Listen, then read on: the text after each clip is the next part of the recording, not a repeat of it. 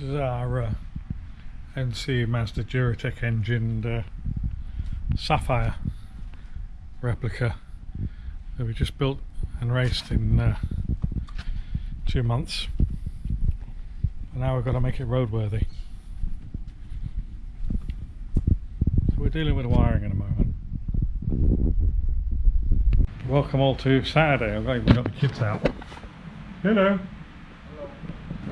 It's a bit hot, but yeah, right. So I've just made an ECU mount. It's basically just a flat piece of aluminium that bolts to the ECU and also to the old ECU tray, so that we can get that mounted in here and start running wires. There's a bit of a mess in there at the moment, and this is the key to sorting it out. And also what I've got is the OE relay holder, which is just cleaned. So that'll take the battery feed, and then through the fuses feed the relay for the ECU, the petrol pump, the fan and the aircon, all 4 of those. So that bolts up apparently somehow into there. I think those 2 bolt holes there. So I'll get that in there next. That'll be nice, that. Right, so a while ago I bought these butt connectors, heat shrink butt connectors. I've never got them to work. I've stuck my wires in and I've got my heat source and I've worked it on there, and they've gone all black and blue and, you know, messed up and that. But the wires just pull out and they're crap. So I thought these were like melting solder type. So you put it in there, and this bit is like solder that should like melt and fuse the wires together. But it turns out they're not. All they are is crimps.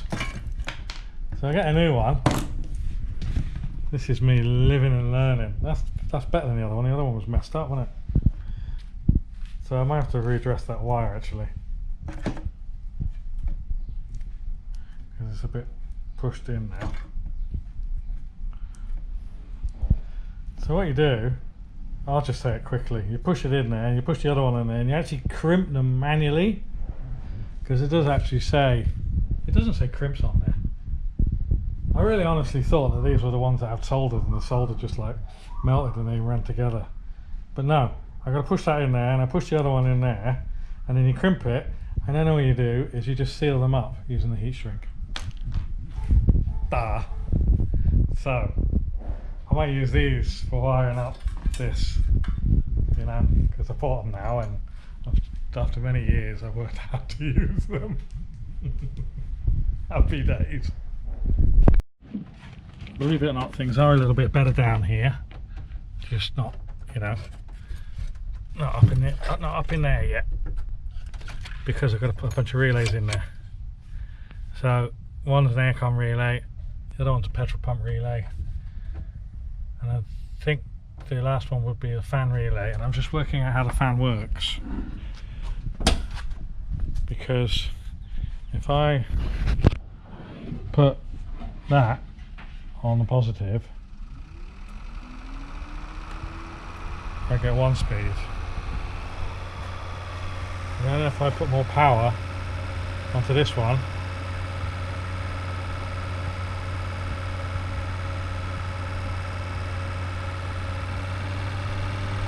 it steps up a speed. So what I'm thinking is that the first speed will be through the aircon, so you flick the aircon on and it gives it this speed. And the second speed will be another feed to that through the ECU. So now I'm going to find out which and how the wire, the relay from which wire comes out of the ECU is easy enough, and then how to wire it to get power onto those 2 wires. I did understand that it was a 3-speed, but we'll do with 2 speeds, it'll be fine. Come in a bit of a wormhole this, but it's all good. That will obviously lift up there and house everything. Except it goes that way around. But then housing everything there is all well and good. We're going to sort all this out. So I've pulled all the engine wiring off, all the sensors off, and I'm trying to make a run with the looms. So that's ECU loom there. That's all the body electrics. There's a few extra sort of powers and earths that I've got to rationalise on. Now, we did have all the accessories running onto here, but now because we've got the relays on the inside, that's the power to that area. So it reduces the number of little sort of tails that we've got on there. I think the earth for the rad can run off of here, and then I actually need to run 2 live wires, which will go, I think, along here and into the relays. One going to an ECU relay and the other one going to the aircon. And then of course there was the coil. The coil was just sort of taped to the back of, well, cable tied to the back of the engine here. And I didn't really like it, making it a bit messy there and difficult to mount. I mean, say difficult to mount, of course I could just drill holes and screw it down. But I don't really want to do that. So what I'm looking at doing now, bear in mind that sort of, it's like a rabbit hole, you get to the end, and when you found the end, you sort of work all the way back in it, and then the whole job's done. I think I'm going to put a bracket between these 2 mounts here and whack it on there. If it's aluminium, it shouldn't get too hot, and the wire reaches nicely. The plug, there's the coil plug, well, it was here somewhere. Yeah, that is it. No, it ain't. Hiding somewhere. Anyway, the coil plug reaches nicely without having too much of a stretch.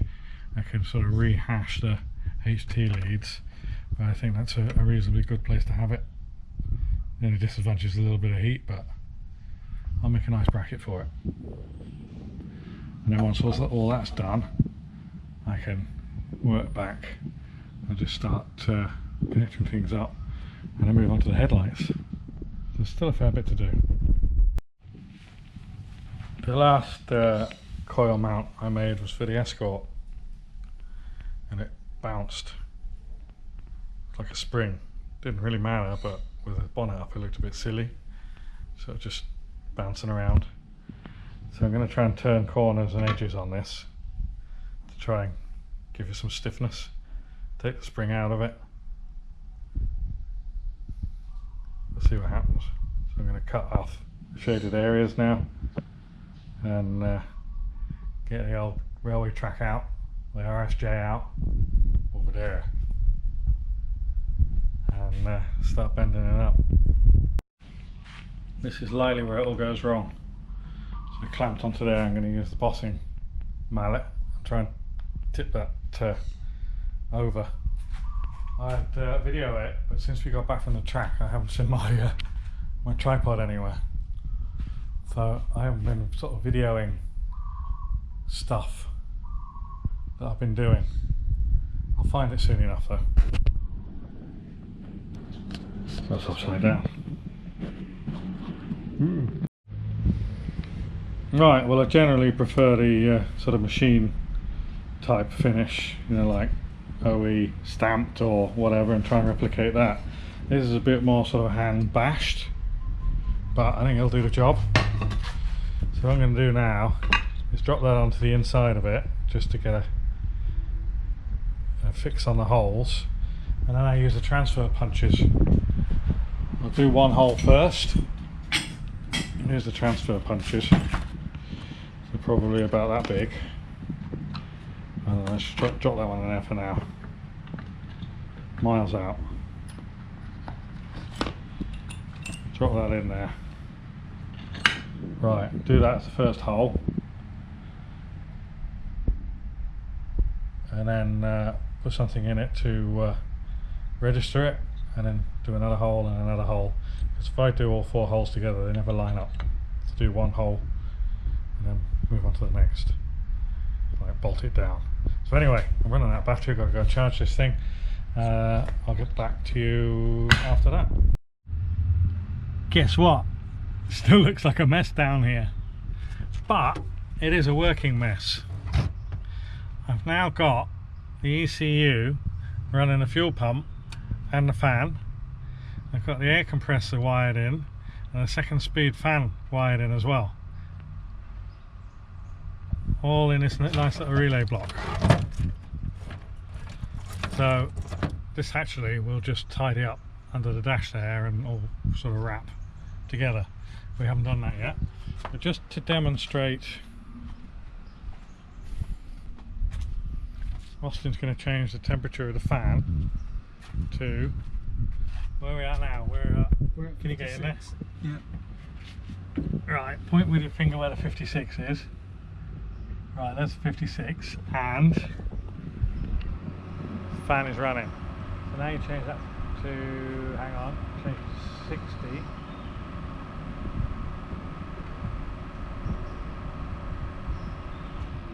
There we go. The fan goes off. So basically we've got one speed on a fan, on an ECU, and the other speed is on the demand. I haven't worked out whether I'm going to run it through the air conditioning or have it on a, well, maybe 2 ways to operate it. One, we flick on the aircon and it works, and the other one we have a an additional force switch, because I'm a bit concerned that if we're doing track stuff, little track days and stuff like that, that we haven't got the air on but we want the first stage fan on. So I'm going to work out how to get the two switches to drive one speed of fan. But anyway, when the 2 speeds are activated from the 2 sources, you actually get a higher speed. So it's 2 like low speeds, and then you put the 2 low speeds together and that gives you a high speed, which is useful. And the fuel pump is running from ECU. Not sure how can I demonstrate that. Turn that off, turn the key on. I can hear that, can you hear? Go put that near the tank. Ready?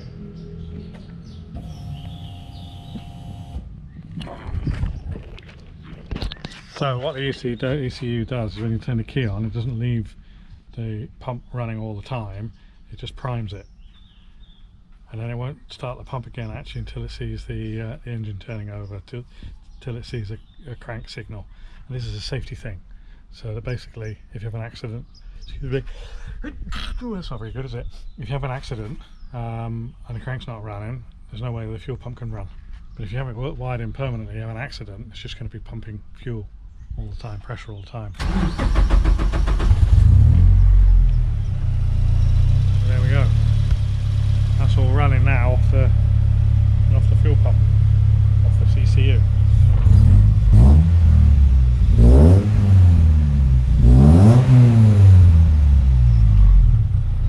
Sounds lovely. So although we've got the pump running through the ECU, the wires to the pump are just running through the car. And what I like to try and do is use the original loom wiring. And I've just checked, it's a black and red wire and it goes all the way up to this inertia switch there, and then from the inertia switch it goes into the ECU. I don't have the ECU, but I have the body wiring and an old engine loom.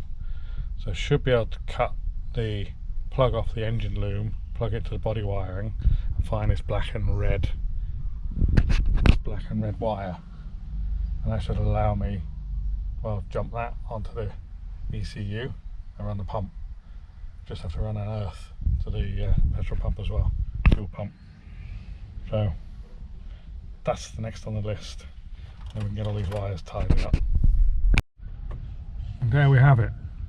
Nothing on the floor, all up tucked in the top of the dash there. and it still all works, which is a miracle. And it's not on fire, which is a miracle. Thanks for watching.